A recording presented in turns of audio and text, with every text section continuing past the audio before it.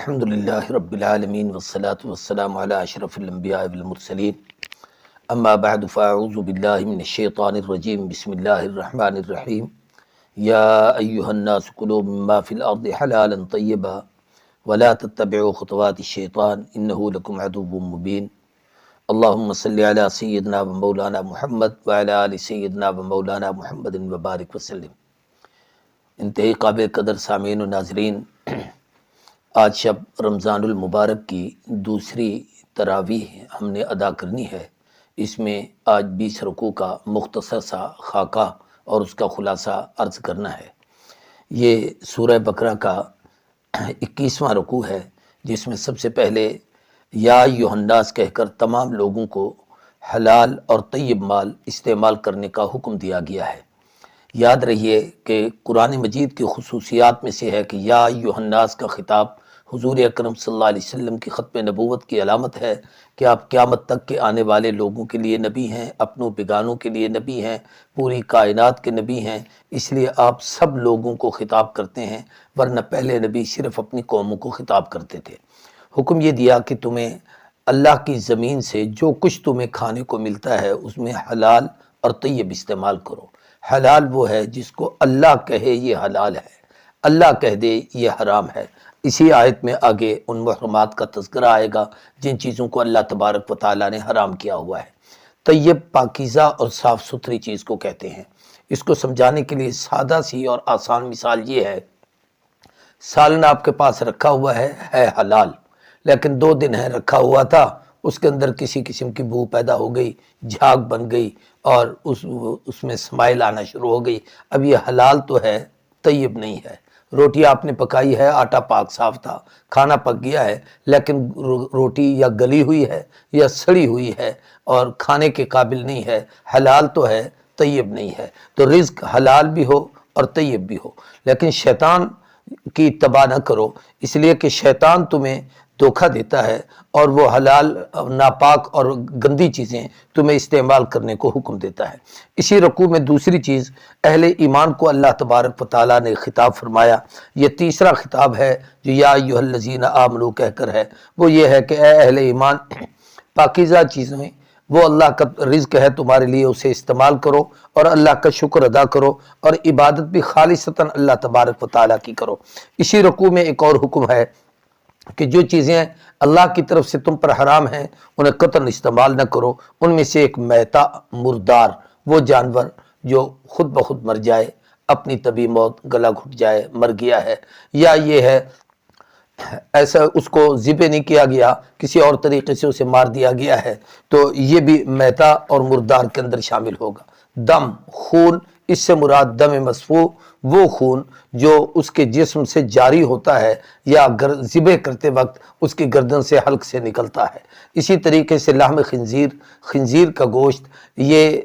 لفظ خنزیر کا گوشت ہے، علماء نے لکھا ہے کہ مطلق خنزیر، اس کے بال، اس کے کھر، اس کی کھال، ہر چیز حرام ہے۔ اور وہ جس پر غیر اللہ کا نام پکارا جائے، اللہ کے سوا کسی غیر کے نام کے اس چیز کی طرف اس کی منسوب کی جائے، یہ وہ محرمات ہیں جس سے اسلام نے منع کیا ہے کہ ان چیزوں کو استعمال نہ کرو۔ ہاں مجبوری کی کوئی کیفیت ہے، فمن اضطر غیر باغ ولا عاد، تو پھر اس حالت میں گناہ نہیں ہے، اللہ تبارک و تعالیٰ سے ڈرتے ہوئے، توبہ کرتے ہوئے استعمال کرو، اللہ گناہ گاروں کے گناہ معاف فرما دیں گے۔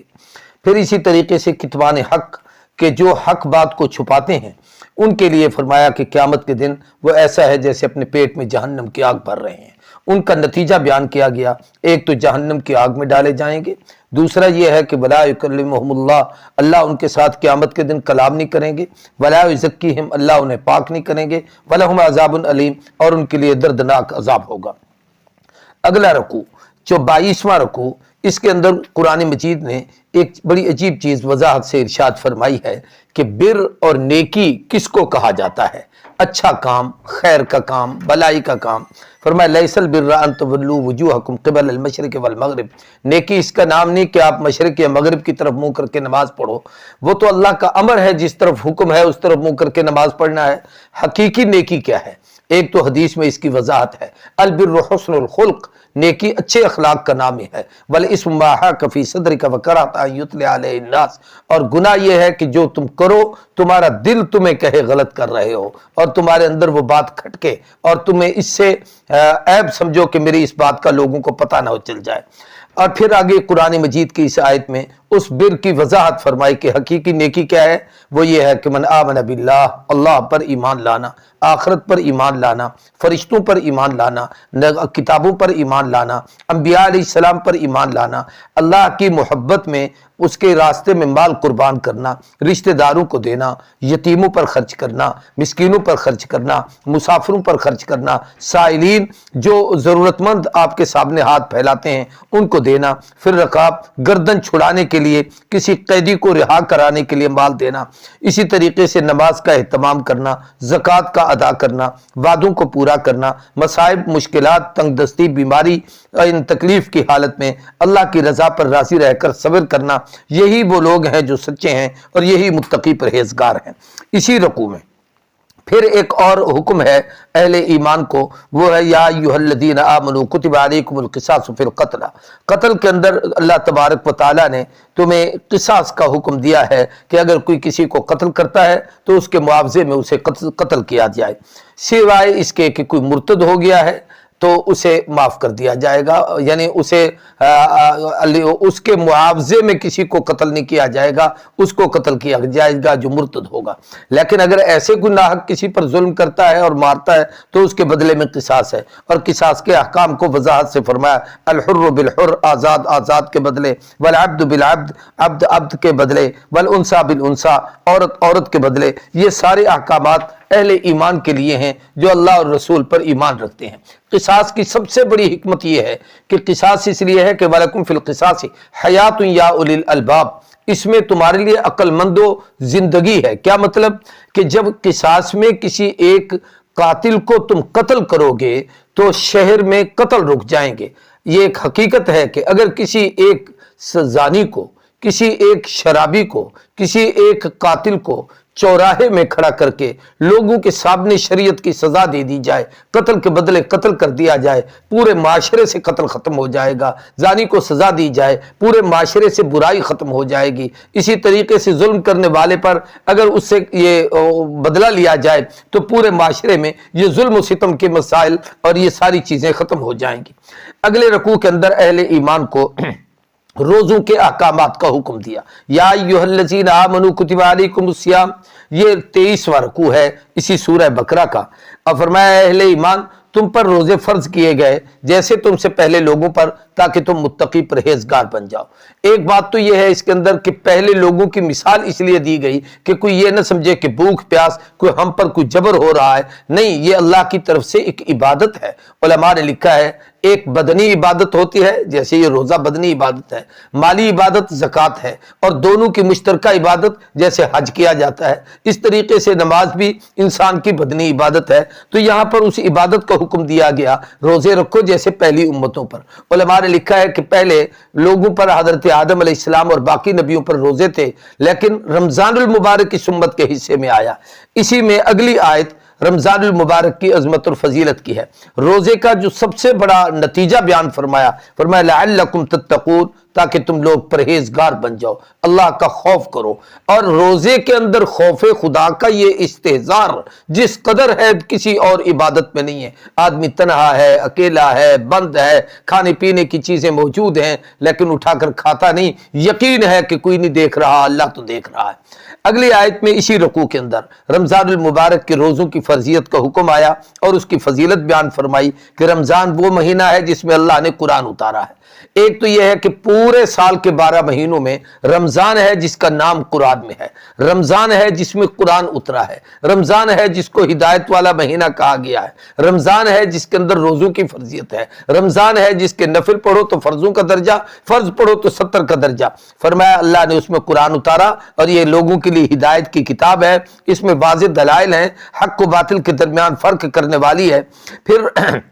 روزے کے مسائل کچھ بیان ارشاد فرمائے اور اس کے اندر بتایا کہ اگر تم میں سے کوئی مریض ہے یا مسافر ہے وہ روزے نہیں رکھ سکتا، ان دنوں کی گنتی شمار کرے، بعد میں اس کی تکمیل کرے۔ اسی طریقے سے اسی رکوع کے اندر تیسرا حکم یہ دیا گیا جو روزوں کی عبادات میں سے ایک اہم عبادت ہے، وہ یہ ہے کہ اللہ کے حضور دعائیں مانگنا۔ وَإِذَا سَأَلَكَ عِبَادِي أَنِّي فَإِنِّي قَرِيبٌ، جب میرا بندے آپ سے میرے متعلق سوال کرتے ہیں تو کہیے میں تمہارے سب سے زیادہ قریب ہوں، جب بھی مجھے کوئی پکارنے والا پکارتا ہے میں اس کی پکار کو سنتا ہوں۔ اللہ سے مانگنا اور دعائیں کا اہتمام کرنا یہ روزے کی تیسری حکمت ہے، وہ یہ ہے کہ آدمی کے اندر رشد، ہدایت اور بھلائی پیدا ہو جاتی ہے۔ آگے پھر روزے کے احکام اور مسائل بھی بیان فرمائے۔ وَحِلَّ لَكُمْ لَيْلَةَ الصِّيَامِ الرَّفَثُ إِلَىٰ نِسَائِكُمْ، کہ پہلے یہ تھا کہ 24 گھنٹے کا روزہ تھا، پھر اللہ کی طرف سے صحابہ اکرام سے کچھ واقعات بھی سرزد ہوئے، اس کی تفصیل کا وقت نہیں ہے، پھر اللہ نے خصوصی کرم فرمایا کہ طلوع فجر سے غروب شمس تک دن کا روزہ رکھو۔ یہ جو ہم لفظ روزہ کہتے ہیں یہ فارسی سے ہے، روز کے معنی میں، روز کا معنی دن ہے، کہ یہ ایسی عبادت ہے جو دن کو کی جاتی ہے۔ فجر طلوع ہوئی تو روزے کی عبادت شروع ہوئی اور شام تک، جب تک دن رہا روزہ رکھا رہا، اور جب شام کو اتم الصیام الی اللیل رات ہوئی تو روزے کا وقت ختم ہو گیا۔ تو ایک تو یہ ہے کہ بھئی روزے کے احکامات یہ بیان کیے گئے۔ دوسرا یہ ہے کہ راتوں کو کھانا پینا، بیوی بچوں کے ساتھ رہنا، اس چیز کی اسلام نے اجازت دی۔ پھر ایک اور مسئلہ اس کے اندر بیان کیا گیا کہ تم لوگ مساجد میں اللہ کی رضا کے لیے رمضان کے آخری عشرے میں اعتکاف کرتے ہو، تو اعتکاف کے دوران اپنی بیویوں کے ساتھ تعلق رکھنا پھر اس کی اجازت نہیں، اللہ کے گھر کی عظمت ہے، وہاں پر اللہ کی حدود کے قریب نہ جاؤ۔ اور پھر اسی طریقے سے روزے کے احکام میں ایک بات یہ بھی کہ وَلَا تَأْكُلُوا أَمْوَالَكُمْ بَيْنَكُمْ بِالْبَاطِلِ، کہ ملاوٹ کا ناجائز مال آپس میں زیادتی کر کے اور جناب یوں سمجھ لیجئے کہ غلط طریقے سے کما کر یہ مال کھانا، اس سے منع کیا گیا۔ اگلا رکوع جو 24واں رکوع ہے سورہ اسی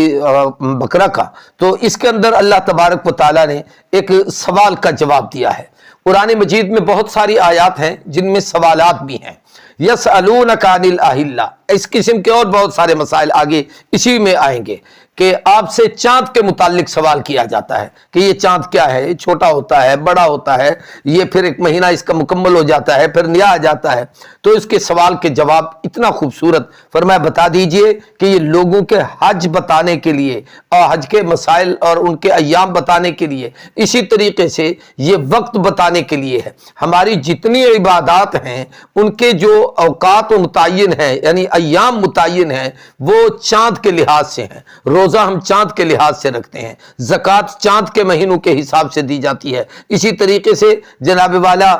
حج چاند کے طریقے اس کے مطابق، عیدین چاند کے لحاظ سے ادا کی جاتی ہیں۔ تو یہ سارے مسائل اللہ تبارک و تعالیٰ نے مہینوں کے چاند کی یہ حکمتیں ارشاد فرمائی۔ اور پھر اسی میں اگلی آیت کے اندر قتال کا حکم ہے، اور اس میں ساتھ مسجد حرام کی عظمت اور فضیلت بھی بیان کی گئی کہ وہاں پر خیال کرو، اللہ کے گھر کا احترام کرو، یہ ہمیں احکامات دیے گئے۔ اور پھر اس کے بعد حرمت قتال اور یہ مسائل بیان کر کے پھر اللہ کے راستے میں خرچ کرنے کا حکم دیا گیا کہ دیکھو اللہ کے راستے میں خرچ کرو، اور خرچ کرنے میں یہ کرو کہ اپنے آپ کو تنگ دستی میں نہ ڈالو بلکہ اللہ کی رضا کے لیے دو اور خوش ہو کر دو، اس میں اللہ تبارک و تعالیٰ تمہیں بڑا اجر عطا کریں گے۔ حج و عمرہ کو اللہ کی رضا کے لیے پورا کرو۔ اگلے اسی رکوع کے آخر میں پھر اللہ تبارک و تعالیٰ نے ہم اہل ایمان کو کچھ حج کے احکامات بتائے کہ حج کے دنوں میں روزوں کا رکھنا، اس کا اہتمام کرنا، اسی طریقے سے حج اور عمرے کے کچھ مسائل جس کی تفصیل ہے اور اس کو بیان کیا گیا۔ اور پھر اگلے رکوع کے اندر 25ویں رکوع میں اللہ تبارک و تعالیٰ نے کچھ حکم دیے حجاج کو کہ جب حج کے دن آئیں اور حج کے مہینے تمہارے سامنے واضح ہیں، شوال، ذوالقعدہ، ذوالحج، ان میں حج ہوتا ہے، تو فرمایا فمن فرض فیہن الحج، جن پر ان دنوں حج فرض ہے اور وہ حج کے ارادے سے چلے ہیں تو ان چیزوں سے بچیں، فلا رفث، مباشرت نہ کریں، ولا فسوق، گناہ نہ کریں، ولا جدال، آپس میں لڑائی جھگڑا نہ کریں، ان چیزوں سے بچیں، بلکہ زاد راہ تقوی اختیار کرے، اور یہ سب سے زیادہ اعلیٰ مقام ہے جو آدمی کو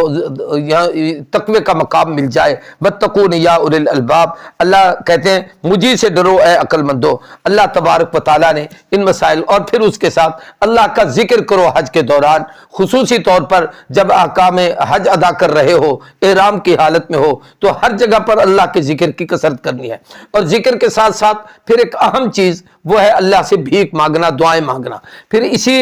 اسی رکوع کے اندر دعا کا ایک طریقہ بھی بتایا گیا کہ ایک تو دعا یہ ہے کہ صرف دنیا کے لیے مانگو، ربنا آتنا فی الدنیا حسنہ، اے اللہ دنیا میں ہمیں آتنا فی الدنیا، ہمیں دنیا عطا کر، وما لہ فی الآخرۃ من خلاق، فرمایا آخرت میں اس آدمی کا کوئی حصہ نہیں۔ لیکن جو آدمی یہ دعا مانگتا ہے ربنا آتنا فی الدنیا حسنہ وفی الآخرۃ حسنہ وقنا عذاب النار، دنیا کی خیر بھی دے، آخرت کی خیر بھی دے، جہنم کی آگ سے بھی بچا۔ علماء نے لکھا ہے کہ قرآن مجید کی یہ دعا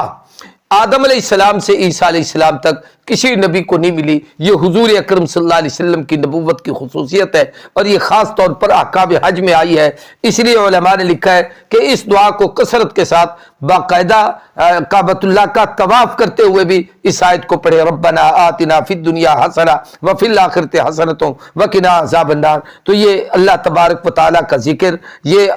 درمیان حج کے احکام کے دوران یہ سارے کے سارے مسائل بیان کیے۔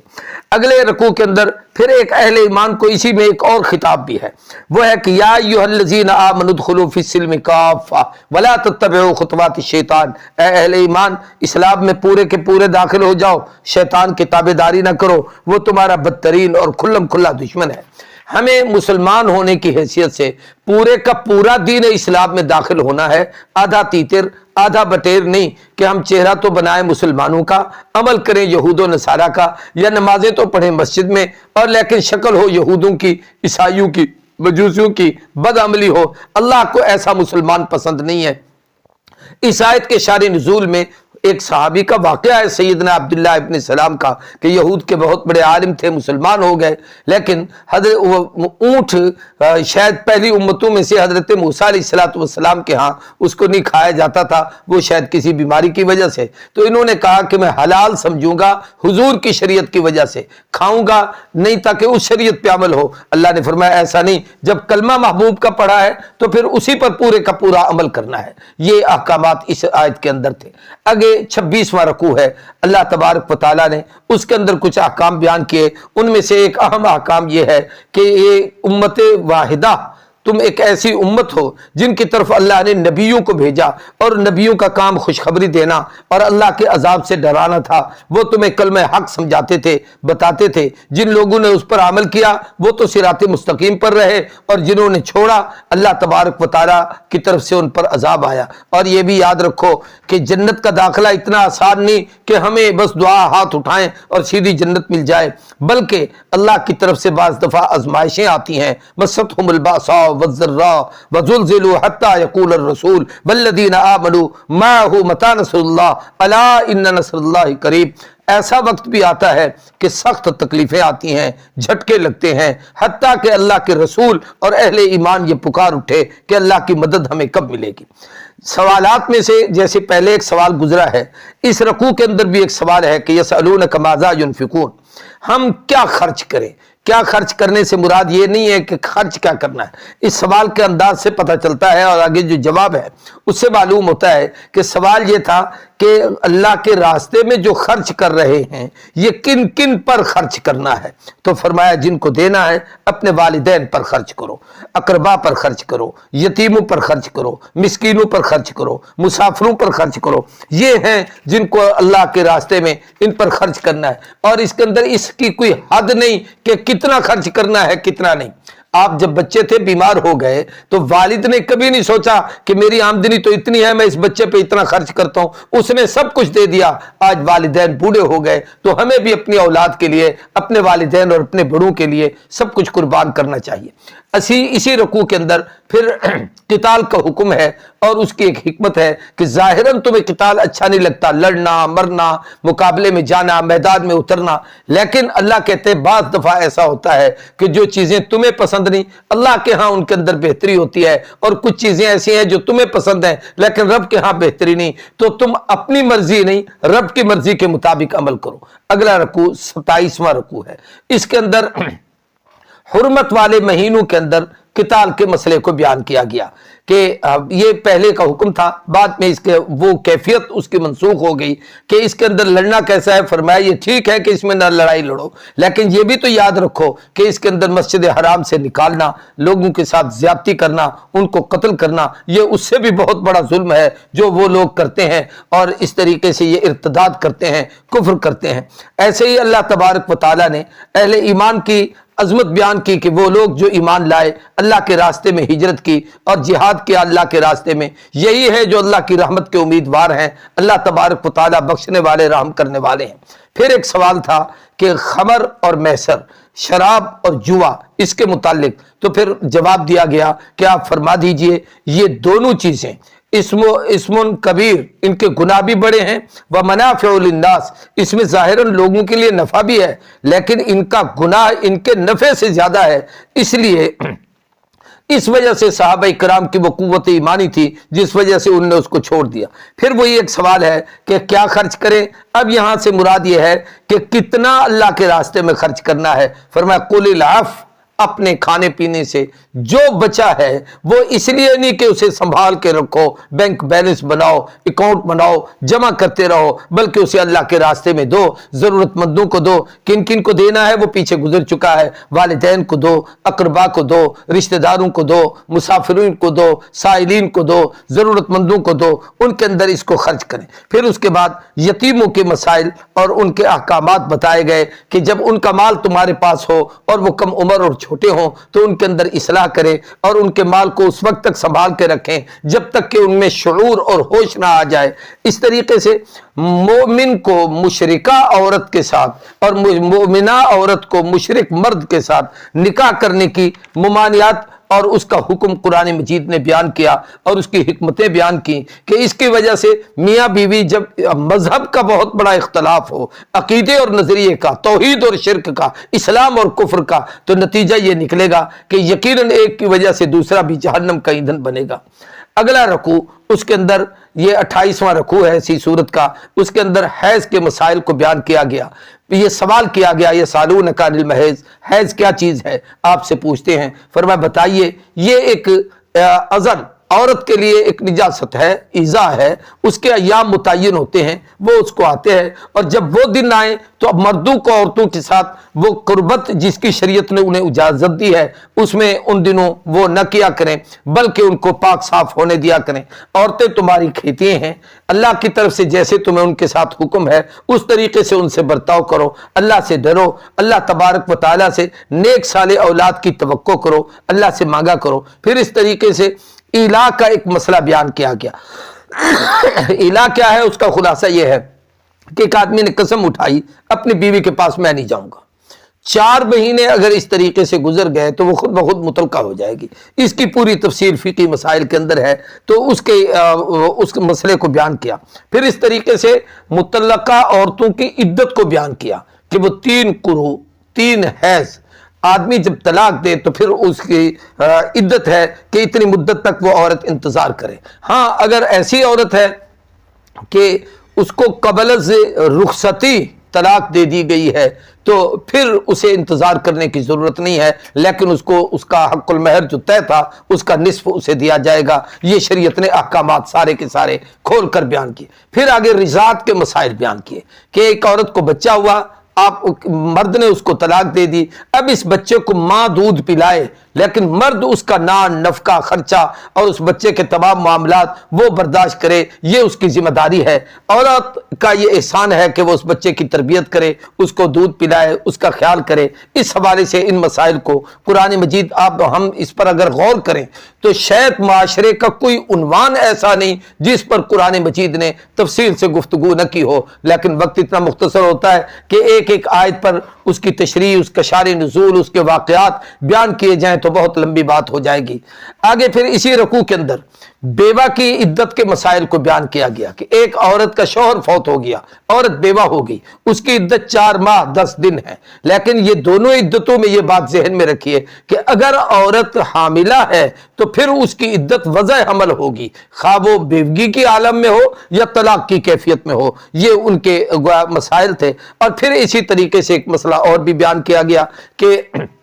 ایک عورت مطلقہ ہے یا یہ ہے کہ وہ بیوگی کے عالم میں ہے، کوئی آدمی اس سے نکاح کرنا چاہتا ہے تو دوران عدت نکاح کی اجازت نہیں کرے گا، صرف گناہگار نہیں، جان بوجھ کر ایسا کرتا ہے تو اس کا اپنا نکاح بھی ختم، اس کا ایمان بھی ضائع ہو جائے گا۔ لیکن اگر اس کو خطبہ نکاح بھیجتا ہے، یعنی یوں اس طرح سے بات کرتا ہے کہ بھئی آپ کی حالت یہ ہے، میں چاہتا ہوں اللہ آپ کی زندگی، آپ کا مستقبل بہتر بنا دے، اللہ آپ کے لیے اچھے اسباب پیدا کر دے، اور اس کے دل میں بھی ایک بات آ جائے کہ یہ مجھ سے رابطہ اور تعلق اس لیے رکھ رہا ہے، تو اس کی اجازت تو ہے، اس کو خطبہ نکاح کہا جاتا ہے، لیکن اس کی اجازت نہیں ہے کہ آپ اس کے ساتھ کھل کر بات کریں یا یہ ہے کہ اس کو اپنے نکاح ملیں۔ اس سے اگلا رکوع جو 31واں رکوع ہے اسی سورت کا، چونکہ 40 رکوع ہیں اس سورت کے، تو اس کے اندر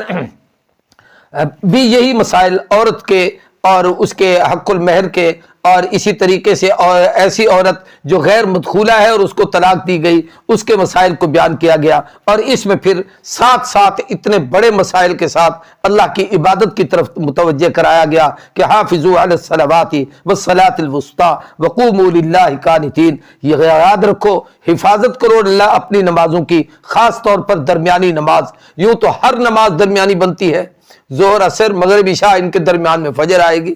یا یوں سمجھ لیجئے کہ رات کی نمازوں میں آپ مغرب عشاء کر لیں اور دن کی فجر اور ظہر تو پھر عصر کی نماز آئے گی، تو خاص طور پر اسے عصر کو صلاۃ وسطیٰ، اور ایک حدیث میں آتا ہے کہ جس کی عصر کی نماز فوت ہوئی فَكَأَنَّمَا بُتِرَ أَهْلُهُ وَمَالُهُ، ایسے ہے جیسے اس کا اہل و عیال، دولت و مال سب کچھ اس کا چھن گیا۔ اس طریقے سے اگر کوئی شخص دنیا سے جا رہا ہے، وہ اپنی بیویوں کے متعلق، اپنے اعزاء کو، اپنی اولاد کو، بے شک وہ ان کو جائیداد کا حصہ ملے گا، لیکن انہیں گھر میں رہنے کے لیے 1 سال بھر کی یوں وصیت کرتا ہے کہ دیکھیں یہ کہاں جائیں گی، کیسے کریں گی، تو تم نے ان کو سنبھالنا ہے، اس گھر میں رہنے دینا ہے، اس کا خیال کرنا ہے، تو اسلام نے اس کی بھی اجازت دی ہے۔ اگلے رکوع کے اندر جو 32واں رکوع ہے اس کے اندر قرض حسنہ کا حکم دیا گیا، قتال کا حکم دیا گیا کہ وقاتلوا فی سبیل اللہ واعلموا ان اللہ سمیع علیم، اور ساتھ یہ کہ من ذا الذی یقرض اللہ قرضا حسنا، جو اللہ کے راستے میں قرض حسنہ دیتے ہیں تو اللہ ان کو بڑھا چڑھا کر دیتا ہے، اللہ کے خزانے میں کوئی کمی نہیں۔ پھر اس کے بعد ایک واقعہ ہے جو واقعہ طالوت جالوت، بڑا ایک معروف قصہ ہے، اس پوری تفصیل تو اس قصے کی اس وقت سنانا مقصود نہیں ہے۔ حضرت سیدنا موسیٰ علیہ السلام کے بعد کا یہ واقعہ ہے کہ اس قوم کو اللہ تبارک و تعالیٰ نے حکم دیا جالوت کے ساتھ مقابلے کے لیے، تو انہوں نے کہا ہمارے لیے کوئی امیر متعین کیا جائے، تو پھر امیر کا انتخاب ہوا، اور امیر کی فضیلت کی نشانیاں بتائی گئیں کہ وہ اس طرز پہ آئے گا، اس قسم کا ہوگا۔ ظاہراً وہ اسباب کی دنیا میں غریب قسم کا آدمی تھا، لیکن اللہ نے اس میں 2 خوبیاں رکھی تھیں جن کا ذکر قرآن مجید نے یہاں پر کیا، وہ یہ ہے کہ وَزَادَهُ بَسْطَةً فِي الْعِلْمِ وَالْجِسْمِ، وہ جسم کے لحاظ سے بھی بڑے مضبوط اعصاب کا تھا اور علم کے لحاظ سے بھی بڑا مضبوط تھا۔ تو امیر جو ہے یہ امیر کے صفات ہیں کہ جو ہمارا جو حاکم ہو، ہمارا جو سربراہ ہو، ایک تو مضبوط اعصاب کا ہو، صاحب علم ہو، اور پھر یہ ہے کہ اس کے اندر اللہ تبارک و تعالیٰ اسے زمین پر اقتدار عطا کرے تو وہ اللہ کی رحمت کا باعث بنے لوگوں کے لیے۔ اور پھر اس کے بعد حضرت طالوت کی یوں سمجھے قیادت میں ان لوگوں نے وہ جنگ لڑی، اللہ تبارک و تعالیٰ نے پھر اس کے ثمرات اور نتیجہ بیان کیا اور فرمایا کہ یہ دیکھو، وہ ان لوگوں نے اللہ سے دعا یہ مانگی تھی کہ ربنا افرغ علینا صبرا وثبت اقدامنا وانصرنا علی القوم الکافرین، تو اللہ تبارک و تعالیٰ نے پھر یہی کر کے دکھایا کہ کم من فئۃ قلیلۃ غلبت فئۃ کثیرۃ باذن اللہ، بہت سارے قلیل لوگوں پر، کثیروں پر، بہتوں پر تھوڑے کامیاب ہوئے، اس لیے کہ اللہ کے ساتھ ان کا تعلق تھا۔ تو یہ اس مکمل واقعات سارے کے سارے اس پارے کے اس کے آخر میں حضور کی نبوت اور رسالت کا اس بات کیا گیا کہ تلک آیات اللہ، یہ اللہ کی آیتیں ہیں، نتلوہا آپ پر ہم پڑھ رہے ہیں علیک بالحق، حق کے ساتھ، وَإِنَّكَ لَمِنَ الْمُرْسَلِينَ، آپ اللہ کے رسولوں میں سے ایک رسول ہیں۔ تیسرے پارے کا پہلا رکوع، یہ سورہ اس کے اندر تلک الرسل فضلنا بعضهم علی بعض، بعض رسولوں میں سے بعض کو ہم نے بعض پر فضیلت دی، ان میں سے کچھ اللہ سے ہم کلام کرنے والے، منہم من کلم اللہ، جیسے موسیٰ علیہ السلام، ورفع بعضهم درجات، اور بعض کو درجے دیے، وآتینا عیسی ابن مریم البینات، عیسیٰ ابن مریم کو ہم نے واضح دلائل دیے اور ہم نے ان کی تائید کی روح القدس سے۔ یہ سب کچھ بیان کر کے پھر اگلے رکوع کے اندر 33ویں رکوع میں اللہ تبارک و تعالیٰ نے پہلے تو حکم دیا کہ انفقوا مما رزقناکم، جو ہم نے تمہیں رزق دیا اللہ کے لیے خرچ کرو، اس لیے خرچ کرو کہ ایک دن آنے والا ہے جس دن دنیا کی کوئی چیز کسی کو فائدہ نہیں دے گی، نہ دوستی، نہ خرید و فروخت، نہ سفارش، اللہ کے حضور پیش ہونا ہے۔ پھر اس کے بعد آیت الکرسی ہے۔ آیت الکرسی یہ اس امت کے خصوصیات میں سے ہے جو قرآن مجید میں حضور کے صدقے سے اس امت کو نعمت ملی ہے۔ یہ آیت الکرسی ایسی ایک عبارت ہے یا ایک ایسی آیت ہے قرآن مجید کی جو بہت بڑی عظمت کے لحاظ سے بڑی آیت ہے۔ حدیث میں آتا ہے جو آدمی ہر نماز کے بعد اس کے پڑھنے کا اہتمام کرتا ہے، اگر اس دن مر جاتا ہے تو اس کی موت اور جنت کے درمیان سے یوں سمجھ لیجئے کہ اس آیت الکرسی پڑھنے کی برکت سے موت ہی فاصلہ ہے کہ جو ہی روح نکلے گی سیدھا جنت میں چلا جائے گا۔ اور اس آیت الکرسی میں عقیدہ توحید ہے کہ اللہ لا الہ الا ہو، اس کے علاوہ کوئی معبود نہیں۔ پھر اللہ کی صفات ہے، حی ہے، قیوم، تھامنے والا ہے، لا تاخذہ سنۃ ولا نوم، اونگ اور نیند سے پاک ہے۔ اسی طریقے سے لہو ما فی السماوات و ما فی الارض، ہر چیز کا وہ مالک ہے جو کچھ زمین و آسمان میں ہے۔ من ذا الذی یشفع عنده الا باذنہ، اس کے اذن کے بغیر کوئی سفارش نہیں کر سکتا، جانتا ہے جو کچھ وہ تمہارے سامنے اور تم سے غائب ہے۔ ولا یحیطون بشیء من علمہ الا بما شاء، اللہ کے امر کے بغیر ولا یحیطون بشیء من علمہ، کوئی نہیں احاطہ کر سکتا اس کے علم کے بغیر مگر جتنا اللہ چاہے۔ وسع کرسیہ السماوات والارض، اس کی کرسی زمین و آسمان سے وسیع ہے۔ ولا یؤودہ حفظہما، اس نظام کو سنبھالنے میں وہ تھکتا نہیں۔ علی، بہت بلند ہے، العظیم، بڑی عظمت والی اللہ کی ذات ہے۔ یہ سب کا سب بیان کیا گیا اور ساتھ ہی حکم دیا گیا کہ اللہ کے احکامات کو مضبوطی سے تھامو۔ اللہ اہل ایمان کے دوست ہیں، ان کو ظلمات سے نکال کر ہدایت کی طرف لے آتے ہیں۔ اگلے رکوع کے اندر جو یوں سمجھ لیجئے کہ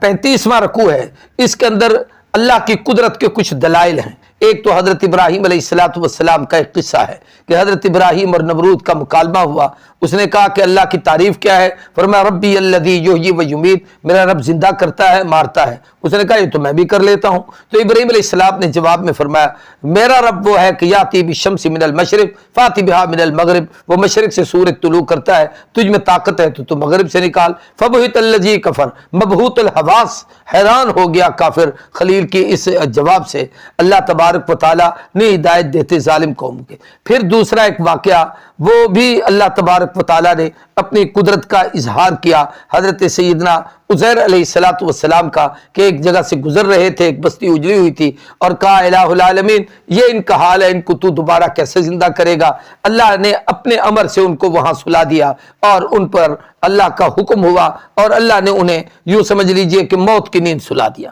اب وہ 100 سال ان پر ایسا رہا اور پھر اس کے بعد اللہ تبارک و تعالیٰ نے ان کو دوبارہ کھڑا اٹھایا، زندہ کیا۔ اس دنیا سے جانے کے بعد، موت کے بعد، قرآن نے کھلے لفظ میں کہا ہے کہ انہوں نے بھی کہا کہ یہ کیسے ہوگا، تو فَأَمَاتَهُ اللَّهُ مِئَةَ عَامٍ، اللہ نے 100 سال تک ان کو دنیا سے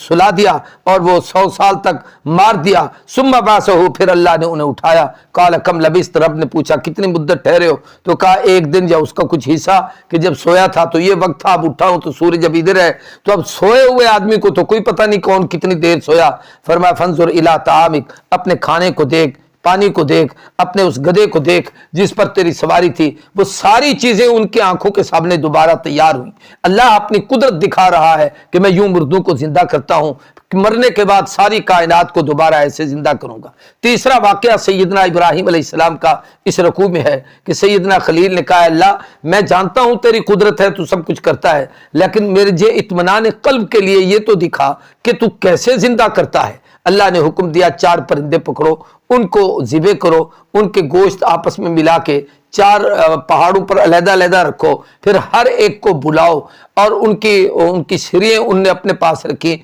जिसको बुलाते वो परिंदा आता और नबी की आवाज़ सुनता, वहाँ से चलता, नबी के कदमों में पहुँचता और फिर उसका सर उसके साथ जुड़ जाता। तो अल्लाह ने बताया मैं यूं मुर्दों को जिंदा करता हूँ। अगला रकू जो 36वां रकू है, मसलुल्लज़ीना युनफ़िक़ूना अम्वालहुम फ़ी सबीलिल्लाह, अल्लाह के रास्ते में माल खर्च करने की एक मिसाल दी गई है कि जैसे कोई आदमी ज़मीन में एक दाना डालता तो एक ही दाना है लेकिन उसकी 7 बालें निकलती हैं, हर बाल में 100 दाना होता है। वल्लाहु युज़ाइफ़ु लिमन यशा, अल्लाह जिसके लिए चाहता है दोहरा कर देता है, वो समीउ अलीम है। फिर अल्लाह के रास्ते में खर्च करने वालों को कुछ आदाब और उसके शराइत और तरीके बताए गए। एक तो यह है कि जब अल्लाह के रास्ते में दो तो याद रखो कि उनको एहसान ना जितलाओ। दूसरा यह है कि ईजा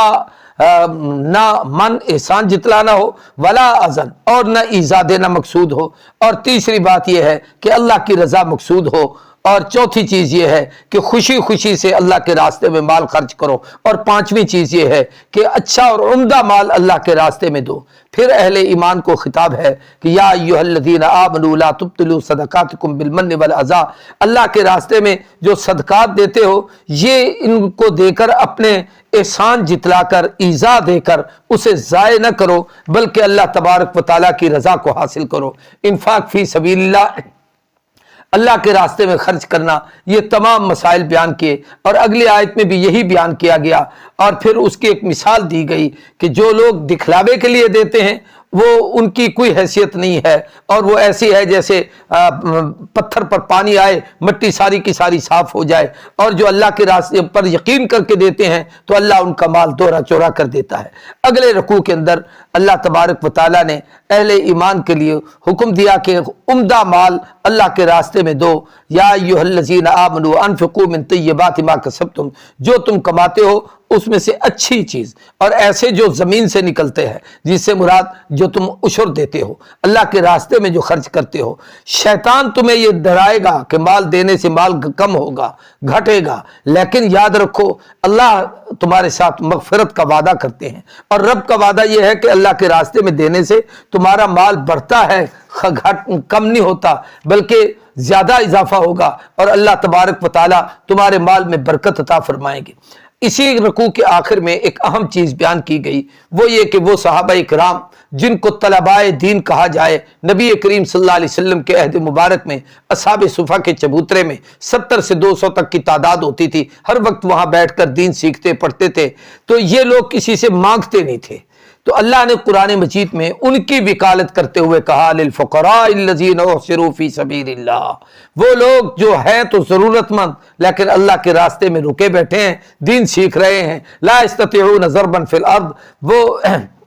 जमीन पे चल फिर कर लोगों से मांगते नहीं हैं। यासबुहुमुल जाहिलु अग़निया मिन अत-तअफ़्फ़ुफ़, और नावाकिफ लोग उन्हें सवाल न करने की वजह से बड़ा मालदार समझते हैं, हालांकि उनके चेहरों से इस हकीकत को पहचाना जा सकता है। तो कुरान ने हुक्म दिया और कैफियत उनकी यह है कि ला यसअलून नास इल्हाफा, लोगों को चिमट सिमट कर वो सवाल नहीं करते। तो ऐसे लोगों को तलाश करके अल्लाह के रास्ते में दो। फिर माल खर्च करने में दोनों कैफियतें हैं कि दिन को भी दे सकते हो, रात को भी दे सकते हो, ज़ाहिरन भी दे सकते हो, छुपा कर भी दे सकते हो, लेकिन मकसूद रब की रजा हो। दिन को दे रहे हैं तब भी कोई बात नहीं, रात को हट के छुप के दे रहे हैं तब भी कोई बात नहीं। किसी को देते हुए लोगों के सामने दिया है, तरगीब मकसूद है तो जायज़ है, और अगर दिखलावा मकसूद है तो फिर जायज़ नहीं है। छुपा कर दिया है तो तब भी जायज़ है। फिर आगे हुक्म दिया कि खबरदार सूद से बचो, जो सूद खोर है क़यामत के दिन ऐसे होगा जैसे शैतान ने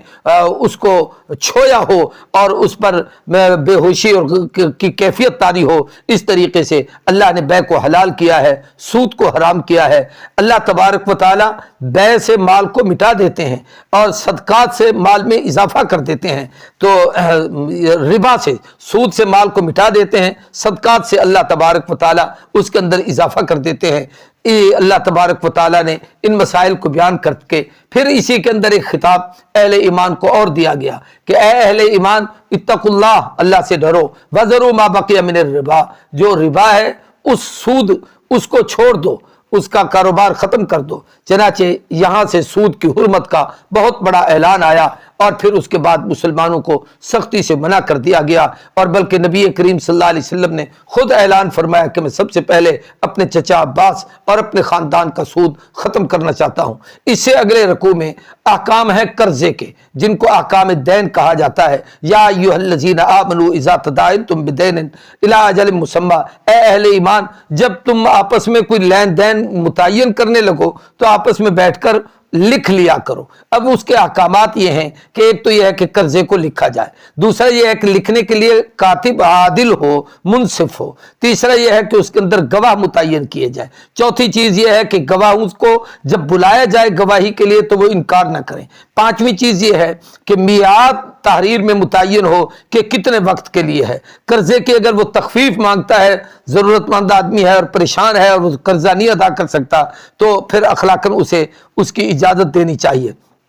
کاتب نہ ہو تو کوئی چیز گروی رکھ لی جائے تاکہ وہ معاملہ آسان ہو جائے۔ یہ سارا اس کے اندر یہی واقعات ہیں پورے رکوع کے اندر۔ اور پھر سفر کی کیفیت کو بھی بیان کیا گیا۔ سب سے آخری رکوع اس سورت کا جو 40واں رکوع ہے، اس کے اندر اسلام کے بنیادی عقائد، توحید، رسالت اور قیامت اور وہ ساری چیزیں بیان کی گئیں۔ للہ ما فی السماوات و ما فی الارض، سب سے پہلے اللہ کی وحدانیت کہ زمین و آسمان میں جو کچھ ہے اللہ کا ہے۔ ان تبدوا ما فی انفسکم و تخفوہ یحاسبکم بہ اللہ، اللہ سب کچھ جانتا ہے جو تم ظاہر کرتے ہو، جو چھپاتے ہو۔ فیغفر لمن یشاء ویعذب من یشاء، جسے چاہے بخشے، جسے چاہے گرفت کرے۔ واللہ علی کل شیء قدیر۔ آگے فرمایا آمن الرسول، رسول نے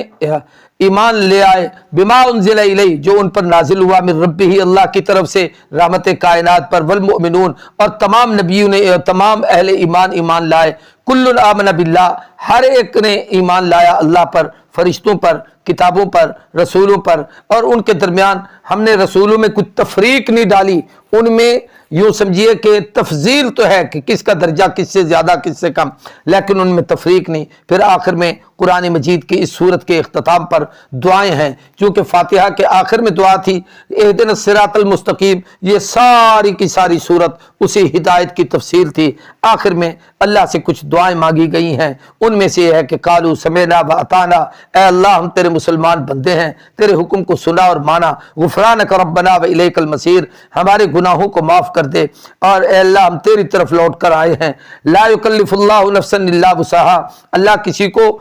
اس کی طاقت سے زیادہ ایذا یا تکلیف نہیں دیتے۔ لہا ما کسبت وعلیہا ما اکتسبت، ربنا لا تؤاخذنا ان نسینا او اخطانا، اے اللہ ہم پر مؤاخذہ نہ کر، ہماری غلطیاں معاف کر دے، ہم پہ گرفت نہ کر۔ ربنا ولا تحمل علینا اصرا کما حملتہ، اے الہ العالمین ہم سب کے حال پر رحم فرما، اے ہمارے مالک، ولا تحملنا ما لا طاقت لنا بہ، جس کی ہمیں طاقت نہیں ایسا بوجھ ہمارے اوپر نہ ڈال۔ واعف عنا، ہمیں معاف کر، واغفر لنا، بخش دے، ورحمنا، ہم پر رحم کر، انت مولانا، تو ہی تو ہمارا مددگار اور مولا ہے، فانصرنا علی القوم الکافرین، ہماری کافر قوم پر اے اللہ تو مدد فرما۔ یہ سورہ بقرہ مکمل ہوئی اور آج 40 رکوع ہو گئے، گویا دوسری تراویح تھی۔ اللہ تبارک و تعالی قرآن پاک سمجھنے کی، عمل کرنے کی توفیق عطا کریں۔ اس میں انسانی غلطی، کوئی لغزش، کمزوری کسی حوالے سے بھی ہے تو اللہ تبارک و تعالی معاف فرمائے۔ وآخر دعوانا الحمدللہ رب العالمین۔